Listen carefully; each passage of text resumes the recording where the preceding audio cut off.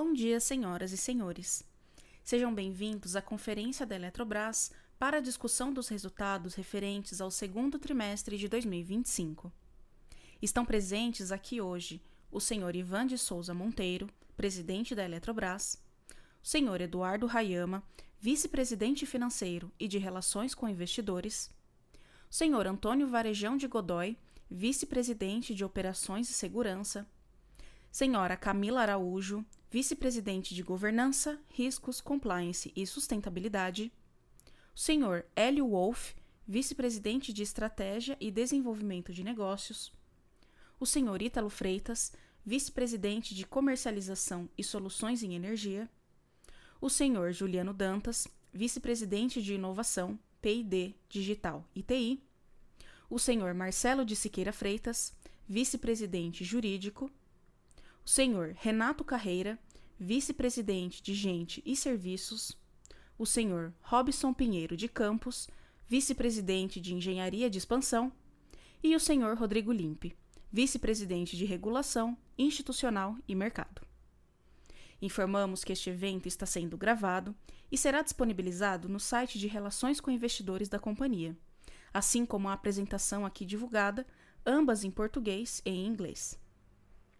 Destacamos que, para quem precisar de tradução simultânea, temos a ferramenta disponível no ícone do globo escrito Interpretation, localizado no centro inferior da tela. Ao selecioná-lo, escolha o seu idioma de preferência. Para aqueles ouvindo a videoconferência em inglês, há a opção de silenciar o áudio original em português, clicando em Mute Original Audio. Para a sessão de perguntas e respostas, caso queira fazer uma pergunta, por favor informe o seu nome e empresa via ícone de Q&A, no botão inferior de sua tela. Gostaríamos de solicitar que enviem suas perguntas por chat, via ícone de Q&A durante a apresentação. Por padrão da dinâmica, seus nomes serão anunciados para que façam sua pergunta ao vivo. Nesse momento, uma solicitação para ativar o seu microfone aparecerá na tela. Caso não queira abrir o seu microfone ao vivo, favor escrever o nome e a empresa, seguido de sua pergunta, também no campo de Q&A, para que o nosso operador leia em voz alta.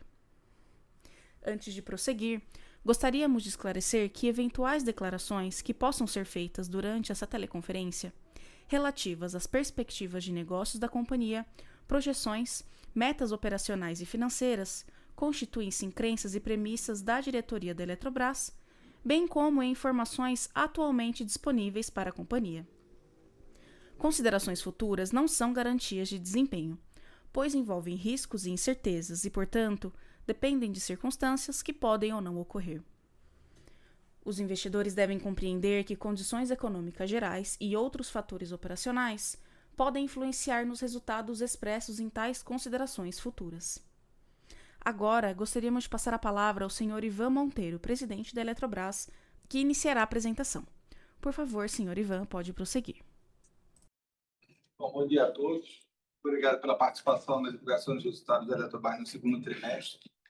Trimestre e semestre que consolidam várias iniciativas adotadas pela companhia desde a privatização. Queria elencar 4 grupos bem relevantes. O primeiro deles sendo a simplificação da estrutura administrativa e societária, com ganhos de eficiência e redução de custos, sendo a incorporação de Furnas um ótimo exemplo desta iniciativa. A segunda, a gestão dos passivos da companhia, também com exemplo pela trajetória de redução da provisão para empréstimos compulsórios, que sai de um valor de 24,3 bilhões no início de 2023 para um número agora abaixo de 12 bilhões ao final de junho deste ano. Outro destaque é com relação ao término das chamadas obras legadas. E aqui nós temos 2 bons exemplos. A conclusão do Parque Eólico de Coxilha Negra no primeiro trimestre desse ano e a torre de número 1390 do União Manaus-Boa Vista, obra que entregaremos no segundo semestre desse ano. Registro também a retomada dos investimentos e o valor recorde de desembolso no segundo trimestre, um valor próximo a 2 bilhões de reais, com destaque para reforço e melhorias. A consistente melhoria dos resultados da área de comercialização também é um destaque para esse segundo trimestre. E todas essas iniciativas têm como objetivo diminuir e aumentar a previsibilidade do nosso resultado, o que possibilitou o anúncio ontem do pagamento de dividendos de 4 bilhões de reais. Continuaremos nessa iniciativa de dar maior previsibilidade, aumento dos investimentos, redução de custos e gerenciamento dos nossos passivos. E, com isso, a companhia e melhoria no processo, sempre no processo de comercialização, agora como sendo uma companhia voltada para servir clientes. Tudo isso demonstra que, desde o início, com o apoio integral do Conselho de Administração, estamos conseguindo concluir uma fase, chamamos aqui de turnaround, desculpe o termo em inglês, mas a construção do orçamento para o ano de 2026 superará essa fase por completo. Passo agora a palavra ao vice-presidente de Finanças, nosso CFO, Raema. Muito obrigado a todos.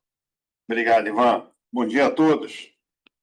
Indo para o slide 3 da agenda do dia, basicamente estarei comentando os principais destaques do trimestre.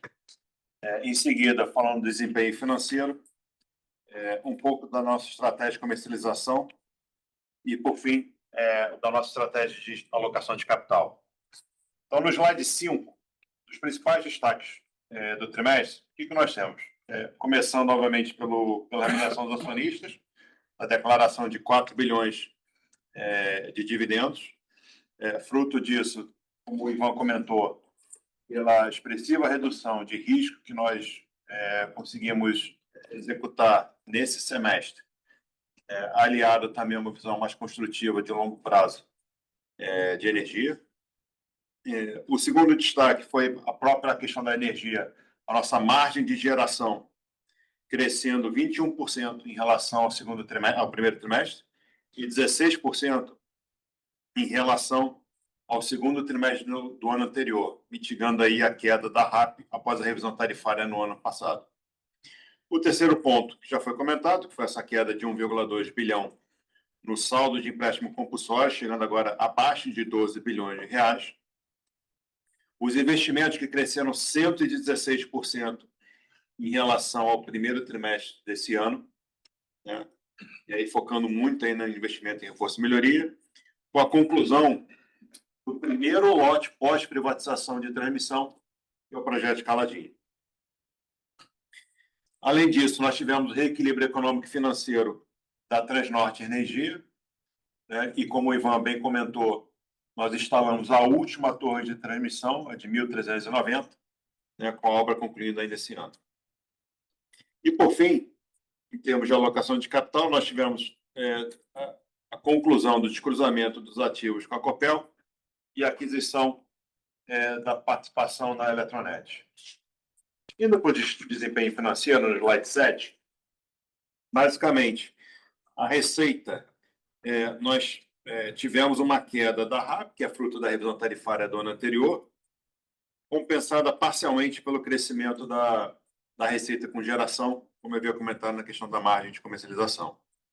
Na linha do EBITDA, onde de fato se impacta a margem de geração, ela sim ajudou a compensar um pouco essa queda, mas a queda, quando nós olhamos o EBITDA regulatório, lembrando, dentro do nosso EBITDA regulatório, nós consideramos as participações societárias nas SPEs e outras empresas, e a equivalência patrimonial nesse trimestre, a variação foi de quase 800 milhões, né? Resultando aí numa queda do EBITDA do ano contra ano. No slide 8, falando um pouco do lucro, no lucro societário, ele foi, na verdade, um prejuízo reportado de 1 bilhão e 300, fruto basicamente da remensuração regulatória dos contratos de transmissão, com o ajuste que nós tivemos na nossa RBSE financeira. Ajustando por esse efeito, e também, obviamente, a contrapartida dela no IR diferido, e mais um outro ajuste que nós fizemos no IR diferido na nossa controlada Eletronorte, o lucro ajustado teria atingido 1,4 bilhão e daria mais ou menos 40% acima do ano anterior. No slide 9, como bem comentado pelo Ivan, seguimos a trajetória de redução de custo, mantendo o custo bem comportado, chegando aí o PMSO em 1,4 bilhão, em linha com o trimestre anterior e do ano anterior. E aí é interessante mostrar que houve uma queda na quantidade de empregados, mas também uma contratação no período relevante, que nós já tivemos. Então, é uma redução de custo, mas melhorando aqui muito a eficiência do grupo.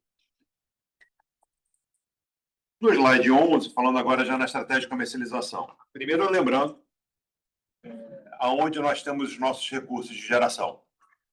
Nós estamos no Brasil inteiro, então nós temos recursos no Sudeste, por exemplo, nessa tabela aqui. No segundo trimestre, nós tínhamos 7 gigas de garantia física no Sudeste, e adicionados aos 600 megas de compras, né, nós teríamos basicamente 7,6 gigas disponíveis no Sudeste, registrado obviamente pelo GSF. E desse montante, nós destacamos as cotas e as vendas feitas no ACR. Por que nós destacamos isso? Porque tanto as cotas quanto as vendas do ACR, hoje em dia, tem pouca ingerência nossa. A venda no ACR no longo prazo e as cotas que vão decair, vão virar zero até 2027, né, nós recebemos uma receita fixa.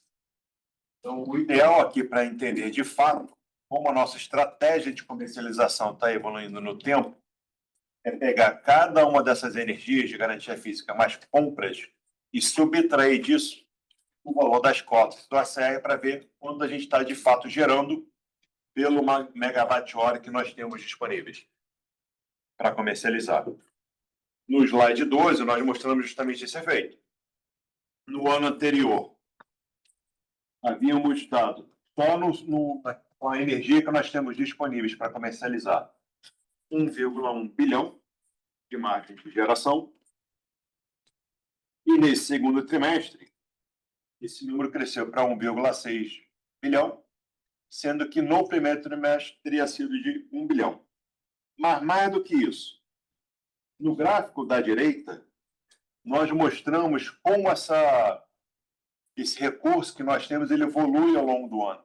É importante lembrar que a maior parte, quase que 98%, 99% do nosso parque gerador é composto por hidrelétricas e há uma sazonalidade muito grande de produção dessa energia ao longo do ano.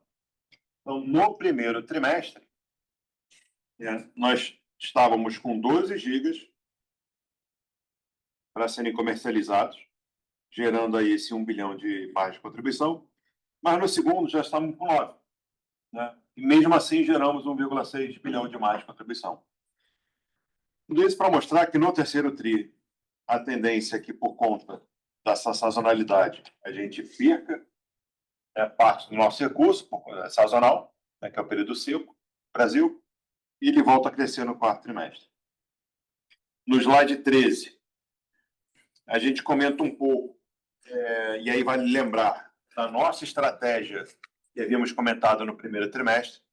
A nossa visão é que, desde o ano passado, de novembro, dezembro, havia uma expectativa muito grande que a chuva, nesse período 1, que começa em dezembro e termina em abril, ele estaria próximo da média histórica, nos 100%, e isso poderia fazer com que os preços colapsassem. Então, naquele momento, a nossa estratégia, nós estávamos preocupados em preservar o primeiro trimestre, onde eu mostrei no slide anterior, onde a gente tem o maior volume de recursos disponível, mas caso aquele cenário de chuvas não viesse, provavelmente do segundo trimestre em diante, o cenário seria bem mais positivo em relação de preço. E foi o que ocorreu. Como podemos ver aqui, a evolução dos preços desde 1º de janeiro, e aí a gente põe aqui uma barrinha no dia, que foi basicamente dia 13 de março, quando a gente divulgou o nosso resultado do quarto trimestre. Essa evolução, ela não parou. Aí eu vou esquecer um pouco o segundo semestre de 25, que é um pouquinho mais volátil, mas o ano de 26 e o ano de 27, de fato, houve uma mudança de patamar, que se traduz um pouco também na nossa visão mais para longo prazo, com preços construtivos. No slide 14, mostrando um pouco como é que está o nosso balanço energético, uma pequena evolução que a gente coloca aqui na banda, né, de 26 e 27. A de 25, estrategicamente, a gente não está mais movimentando essa banda. E tudo isso com essa visão mais construtiva de preço que eu comentei. Entrando agora na alocação de capital, no slide 16, aqui, 200 metros. desde que nós Tem Avenida Beira-Mar. colocamos a nossa metodologia de capital para declarar aquele primeiro dividendo intercalar lá em dezembro de 24, e depois uma complementação no dia 13 de março, com uma conclusão, com a publicação do resultado do quarto trimestre, nós recebemos muitas dúvidas em relação a como é que nós estamos analisando, então a gente preferiu mostrar um pouco aqui no slide, tem no anexo um pouquinho mais de detalhamento, para não perder também muito tempo. E o que é essa nossa metodologia de alocação? Primeiro, nós estamos sempre olhando um horizonte mais longo, então estamos olhando um horizonte de 5 anos, né? E nesses 5 anos nós estamos querendo saber como a nossa estrutura de capital vai terminar lá, nesse 5º ano. E como nós enxergamos a alavancagem para entender essa estrutura de capital. Bom, na alavancagem, primeiro a gente considera, obviamente, as dívidas líquidas financeiras, né, que é dívida bancária, dívida com mercados menos caixa. E sobre esse montante, nós adicionamos o estoque do empréstimo compulsório, dado todo o sucesso que nós temos tido em negociação de redução desse passivo, né, uma boa parte com pagamento, mas outros com deságio. Nós consideramos isso aqui no nosso fluxo de caixa. E, além disso, todas as nossas obrigações regulatórias advindas da privatização, que é a CDE, e das bacias hidrográficas. Do lado do EBITDA, isso aqui é só uma observação que a gente sempre gosta de mencionar, que nós adicionamos, além do EBITDA normal, a gente adiciona os nossos resultados, as nossas participações minoritárias na conta do EBITDA. Para fins de alavancagem, como nós tentamos estimar o que é uma alavancagem ótima para uma empresa como a Eletrobras? No segmento de geração, nós consideramos que uma alavancagem EBITDA entre 3 e 3,5 é uma alavancagem confortável de se trabalhar, dependendo, novamente, de premissas de preço. E no lado de transmissão, entre 3,75 e 4,25. Com isso, nós fazemos uma média ponderada, né, dos nossos segmentos lá no 5º ano e chegamos na nossa alavancagem de estrutura de capital ótima. Uma vez fazendo isso, nós comparamos, no meio da faixa desse intervalo, comparando qual é a nossa dívida líquida, a nossa alavancagem ótima projetada lá na frente, vemos se tem espaço ou não para pagar. E foi exatamente isso que nós fizemos. Tá? No slide 17, além dessa conta, mas essa conta, ela obviamente leva em conta isso que eu vou comentar, slide 17, é a questão do risco. Então, desde 2022, quando houve a privatização, e teve uma aceleração muito grande, principalmente agora nos últimos 6 meses, houve uma melhora muito grande no risco. O empréstimo compulsório, como o Ivan havia comentado, começou em 24 bi no início de 23 e hoje está abaixo de 12 bilhões. O investimento da Transnorte Energia, que é um investimento complexo de mais de 3 bilhões de reais, estamos concluindo nesse ano, uma reposição da RAP, da Receita de Transmissão, substancial, e um alongamento do prazo de concessão. Reestruturação de custos, continuamos. A inadimplência que havia na Amazonas Energia desapareceu praticamente. Tivemos uma simplificação grande quando incorporamos a simplificação societária na incorporação de Furnas. No acordo que nós fizemos da DIN, importante mencionar, foi a suspensão do acordo de investimento, que era uma incerteza que tinha, tanto para os nossos acionistas, eventualmente para os credores, qual seria, de fato, o desembolso que estaríamos fazendo ao longo do tempo. A confusão parcial, mas muito relevante, da venda das térmicas. A conclusão da discussão da RBSE financeira. E também a liberação do dinheiro, de uma boa parte que estava retida na CCE por conta do leilão da GSF, liberou quase 400 milhões.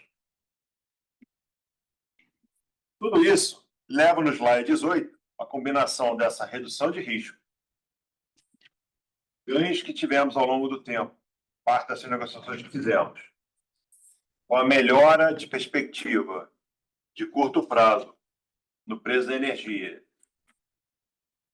há uma revisitação da nossa metodologia, né? Então, apesar de ter declarado 4 bilhões de dividendos recentes, referente ao ano de 2024, poder declarar, dessa vez, um adicional de 4 bilhões, né, em função de tudo isso que foi comentado. No slide 19, já para o fim da apresentação, é só ressaltar de novo o crescimento expressivo que nós tivemos nos investimentos nesse trimestre, crescendo 116% em relação ao primeiro TRI, com foco muito aqui nesse crescimento que tivemos em reforço e melhoria.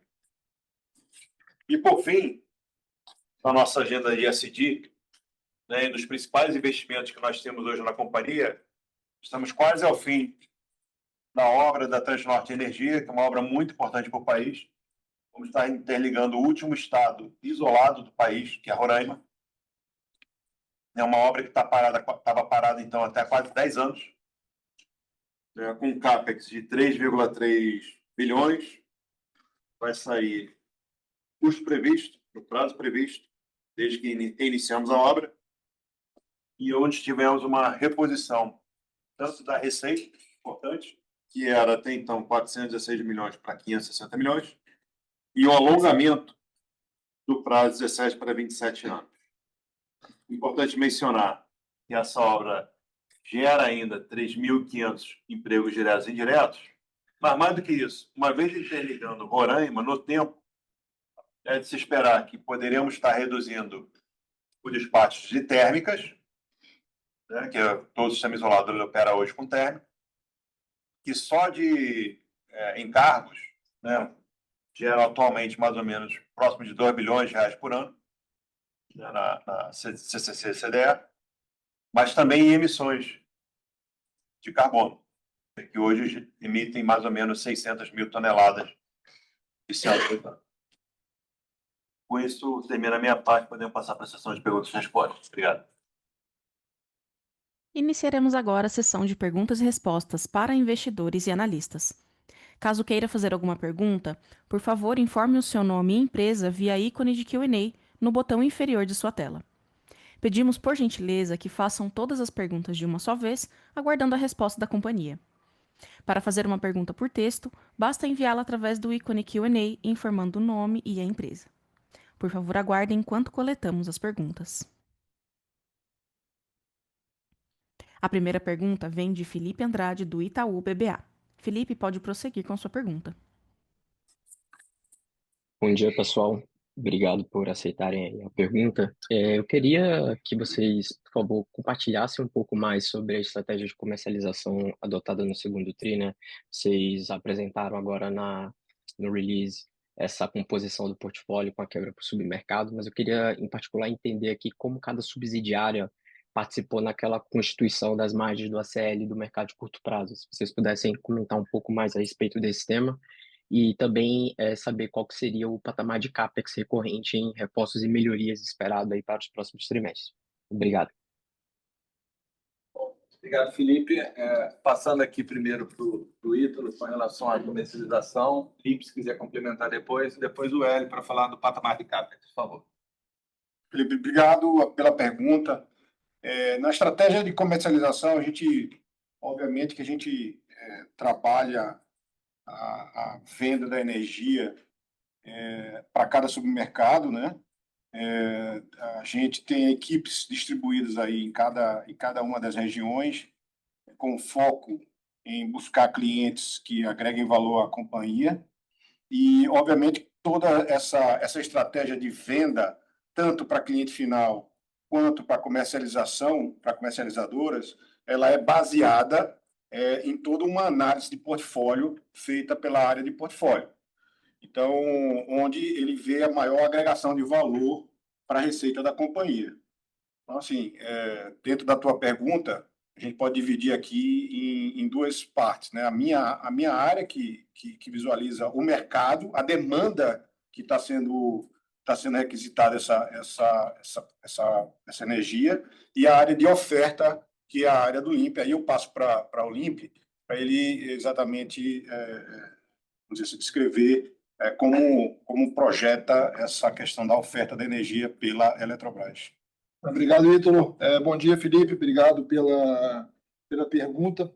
É um dos pontos que a gente falou no call do primeiro trimestre, que até o Ayama reforçou aqui, dentro da estratégia, olhando o ano como um todo, a gente teve um volume maior de vendas no primeiro trimestre, dado um cenário de chuvas muito forte que tivemos em novembro, dezembro e janeiro, e com uma estratégia de deixar um pouco mais de energia descontratada ao longo dos próximos trimestres. Além, naturalmente, da questão do recurso ser mais escasso pela sazonalização que foi mostrada. Por que foi essa estratégia, como o Ayama também colocou? É que se os preços tivessem no primeiro trimestre ficado em patamares muito inferiores, as vendas, o maior volume de vendas teria sido satisfatório, que é o que ocorreu em janeiro e fevereiro. Em março, de fato, aconteceu um descolamento muito forte entre Sudeste, com uma subida muito forte do Sudeste, o Norte e Nordeste ficando no mesmo, na ordem de R$ 260. Então, para março, especificamente, o maior volume de vendas acabou trazendo um resultado não tão satisfatório para março. Mas como a estratégia foi pensada no ano, até a nossa visão para todos os cenários, seja no cenário de preço baixo ou no cenário de preço alto, ter uma maior quantidade de energia descontratada ao restante do ano seria favorável, porque a gente tem exatamente uma redução do descolamento, que até foi um dos pontos que a gente comentou lá no último call de resultados, que já observaríamos de forma muito forte essa redução a partir de junho. É exatamente o que ocorreu e é o que tem ocorrido. O Nordeste ainda tem algum descolamento um pouco mais relevante, ali da ordem de R$ 30, R$ 35, em alguns dias agora desse terceiro trimestre, mas o Norte já fica muito próximo. Então, as vendas realizadas para o segundo semestre elas são mais do que compensadas pela energia disponível no Norte e Nordeste. Então, isso já observamos resultados no segundo trimestre e a estratégia foi a mesma para o restante do ano. E sobre a questão da margem por empresa, aí a gente acaba olhando a global mesmo, agrupando todas as empresas. Obrigado, Limpielli, por favor. Vamos lá. Felipe, bom dia, né? Obrigado pela pergunta. Acho que o primeiro ponto de todos é só ressaltar a relevância do investimento em Força Melhoria, né? A gente já vem comentando isso nos últimos anos. Esse investimento é um investimento nos nossos próprios ativos, então ele é extremamente pertinente e adequado do grupo. Ele traz, de fato, retornos adequados, né, para o acionista, da forma correta, e mais que tudo, quer dizer, traz resiliência nos nossos ativos de transmissão. Então, esse é um investimento fundamental. No que diz respeito ao volume, a gente vem numa crescente constante desde 2022, né, quando a empresa realizava algo próximo de R$ 1 bilhão, né, a gente passa aí para 23, já num patamar quase chegando a 3 bilhões, né, em 24, atingindo 3,3 bilhões de investimentos em reforço e melhoria, e claramente, quer dizer, a gente objetiva para 25, né, um crescimento adicional, né, já passando aí da faixa dos 4 bilhões, imagina alguma coisa 4,5 ser executado ao longo de 25, e tudo continuando, a nossa ambição de fato, continuar crescendo.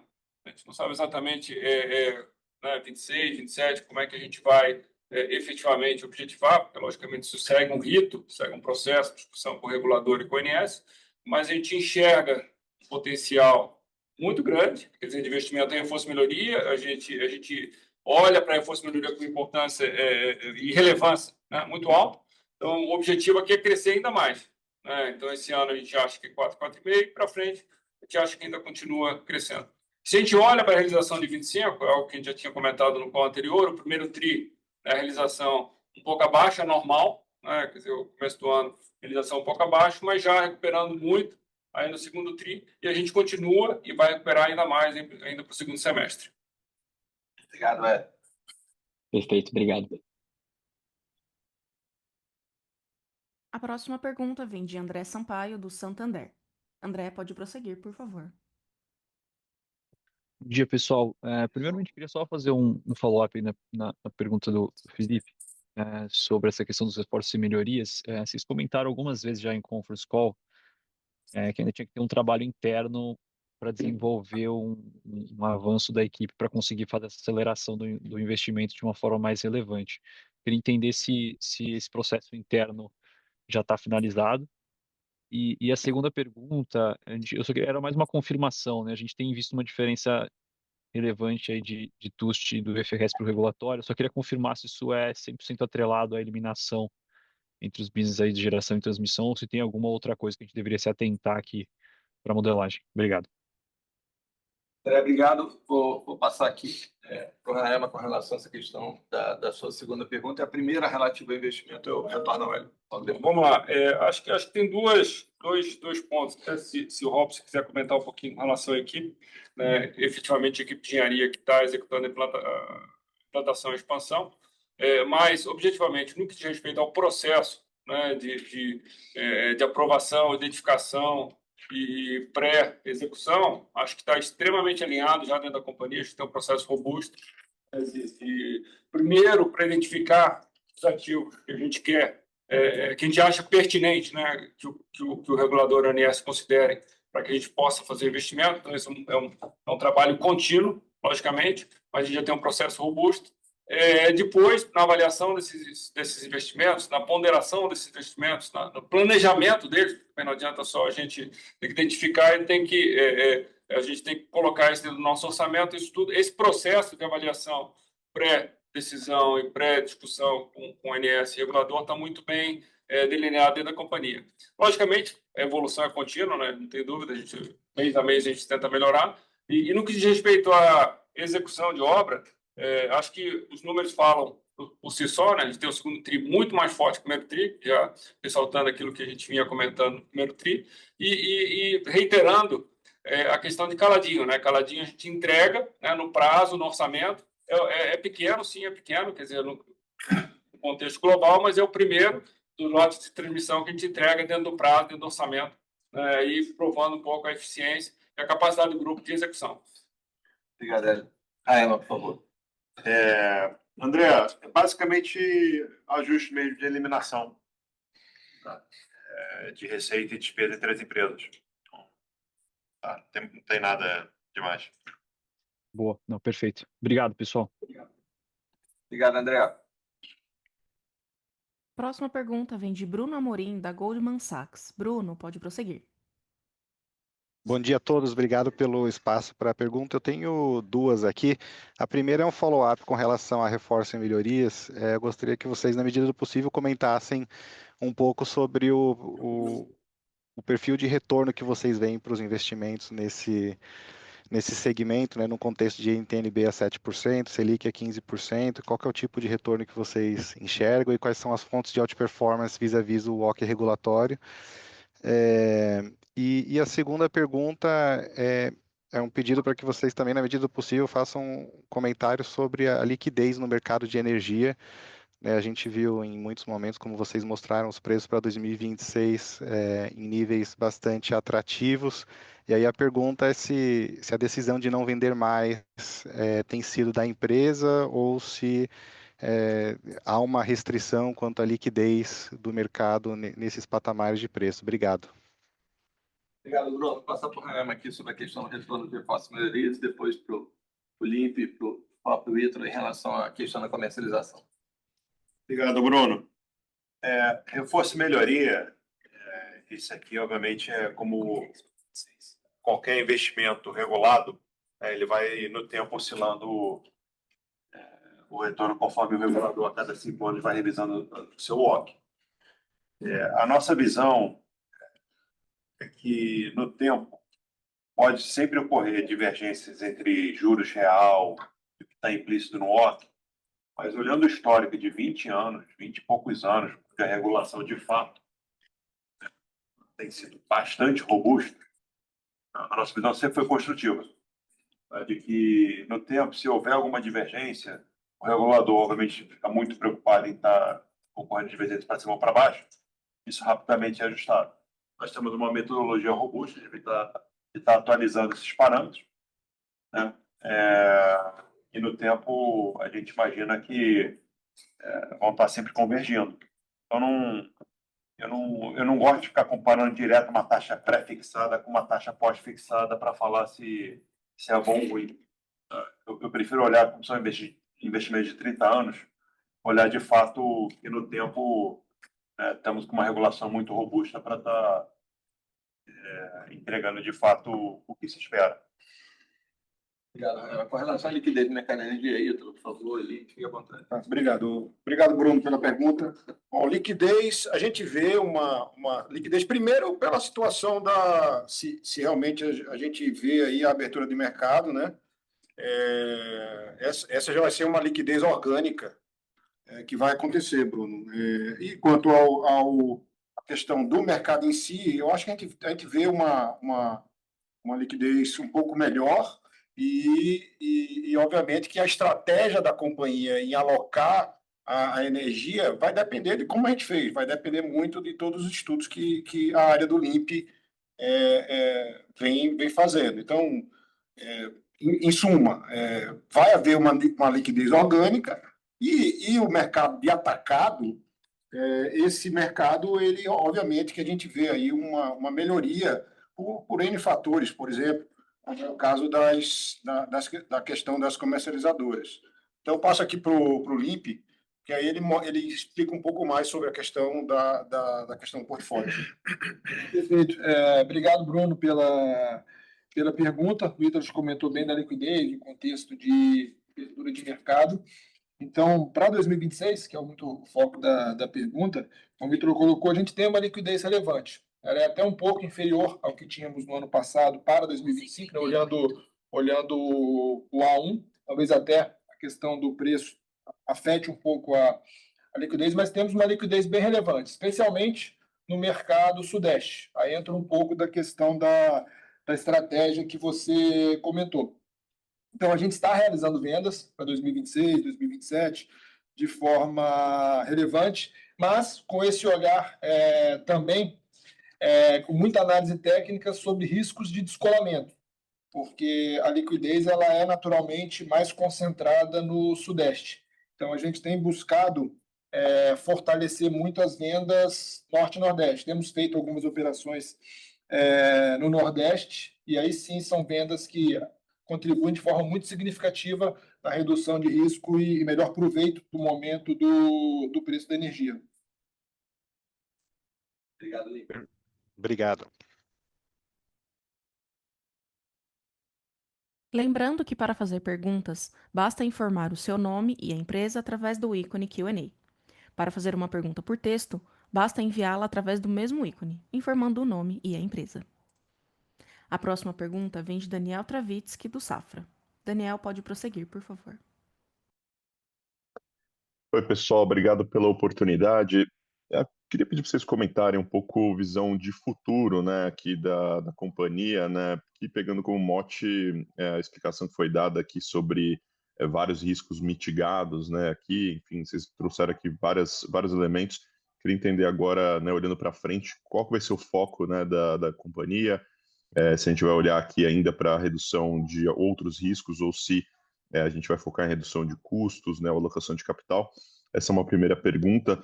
E aí uma segunda pergunta, na verdade, só um esclarecimento com relação ao anúncio de dividendos que foi feito. Aqui a gente está, podemos ler isso daqui como uma mudança na prática, né, de distribuição de dividendo, aqui passando para distribuições mais frequentes, ou não, né, permanece ainda a visão anterior. Obrigado. Daniel, obrigado pela pergunta. A visão de futuro é a consolidação de todas essas iniciativas. A declaração de dividendos ela vem nesse sentido, né, como já foi postado por mim e pelo Raema até então. A gente passa dessa fase, supera essa fase do turnaround clássico e passa agora a olhar a companhia numa visão de mais médio e longo prazo. Os M&As passarão a ser, como foram até hoje, M&As basicamente de descruzamento. Você olha novas oportunidades de crescimento. Os leilões que vão se apresentar esse ano e no ano que vem, são também oportunidades de crescimento. A gente tem um pico do investimento agora, nesse ano e no próximo ano, e depois você atinge um patamar regular de investimentos para a companhia. E a sofisticação na alocação de capital, ela está permitindo, com essa maior previsibilidade, ela que está permitindo essa, entre aspas, maior previsibilidade do fluxo de pagamentos ou de geração de valor para os acionistas. Então, a gente espera uma consolidação de todas essas iniciativas, melhorando e sofisticando a previsibilidade dos resultados e, portanto, a capacidade que nós temos de transmitir ao mercado essas informações sobre e efetuar os pagamentos devidos de remuneração aos acionistas.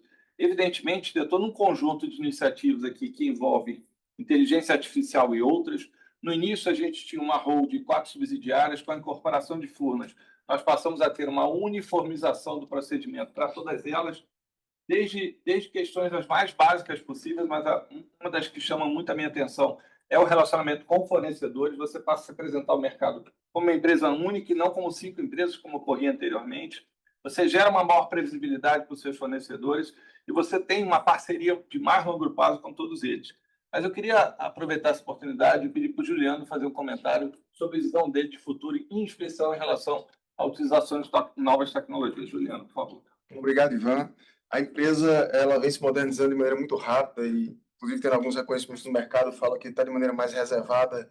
A gente passa a configurar dentro do ranking Valor Econômico como uma das 10 empresas mais inovadoras do Brasil. O resultado vai sair nos próximos dias, fruto aí desse trabalho de modernização da infraestrutura tecnológica da companhia, que inclui, sim, Ivan, inteligência artificial, os nossos centros de monitoramento, a forma como a gente tem integrado essas tecnologias no dia a dia operacional, nos negócios da companhia, desde comercialização, engenharia, a própria operação e demais negócios corporativos, né?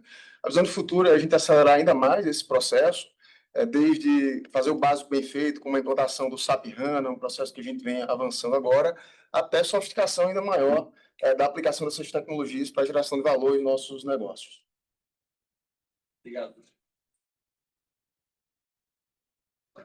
Obrigado, pessoal. Obrigado, Daniel. A próxima pergunta vem de João Pimentel, do Citi. João, pode prosseguir. Bom dia, pessoal. Obrigado aí pelo call.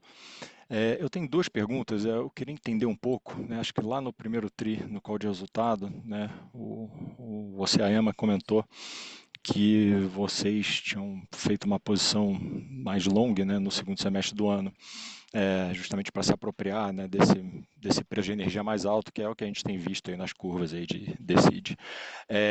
Eu queria entender de vocês, dado que a gente está vendo um cenário mega desafiador de GSF, né, como vocês mesmos colocaram aí na apresentação, e obviamente o que vocês fizeram, o que vocês têm de hedge, né, pelo menos lá no balanço energético, parece ser insuficiente, né, para mitigar esse impacto do GSF. Eu queria entender o quanto dessa receita maior, né, nesses ganhos que vocês potencialmente teriam, né, como é que está a visão desses ganhos que vocês potencialmente teriam nessa alocação mais longa no segundo semestre, dado esse GSF mega desafiador? Essa é a minha primeira pergunta. E a segunda pergunta é sobre a decisão, né, de venda, né, desse portfólio. Vocês, dado por restrições de liquidez, etc., a opção da companhia ela vai se balizar muito mais, assim, o que a gente pode imaginar, em vendas, né, no mercado de curto prazo, né, liquidação, a PLD, ou vocês acham que vai ter espaço para vocês monetizarem bastante coisa via contrato, né? Pergunto isso porque não só pela questão da liquidez, mas também pela questão do risco de submercado, né? Que esse risco de submercado é um negócio que a gente vai continuar vendo potencialmente ao longo dos vários próximos anos, e foi o que pegou bastante no primeiro trimestre, né? Então, assim, se a estratégia, pelo menos nesses próximos, sei lá, trimestres ou ano, ficar mais passivo, né, nessa parte de trading e optar mais pela liquidação no PLD, né, dentro do seu próprio submercado. Obrigado pela pergunta. Passa aqui primeiro para o Raema, por favor. Obrigado, João. Em relação à estratégia, né, de novo, o que a gente havia comentado mostrando aquele slide lá da sazonalidade do GSF ao longo do ano, né? A nossa preocupação é que, obviamente, quando você tem muita energia e está concentrada mais no primeiro trimestre, né, como é que a gente fazia uma posição para, caso viesse uma chuva de fato muito boa e os preços colapsassem, né, a gente mitigasse o resultado para o ano inteiro. Então, a venda foi concentrada mais no primeiro trimestre. Do segundo trimestre em diante, obviamente, a gente estava, na verdade, com a visão oposta. A gente achava que estava assimétrico o risco versus preço que estava sendo praticado, tanto é que foi aquele outro gráfico que nós mostramos em seguida, que era a evolução dos preços no segundo semestre, né, que estavam na faixa dos seus 100 e tantos, indo para batendo 300, 360, e agora seus 300 e poucos. Dito isto, quando nós falamos que estávamos, entre aspas, vendidos no primeiro tri e mais comprados no segundo trimestre em diante, a gente, obviamente, já fazia N simulações de como é que se iria se comportar o GSE, tá? De tal forma que a gente teria, sim, essa energia disponível, para os cenários ruins, né? Não para qualquer cenário, para os cenários ruins. E aquele balanço de energia que nós, quando mostramos, é meio que do ano. Ele não é, né, da exposição, entre aspas, líquida que a gente pode ter daqui para frente. É o do ano. Tá? Então, envolve aquele período que eu já também estava mais contratado. E é de propósito, tá? Realmente, essa é uma informação muito crítica para a gente ficar abrindo mato que já está lá. Então, dito isto, obviamente, dado que o GSF no terceiro trimestre seja o mais baixo, né, do ano, não é de se esperar que, apesar do preço estar bem acima, financeiramente vai ser um negócio hiper, ultra espetacular, vai ser bom, né?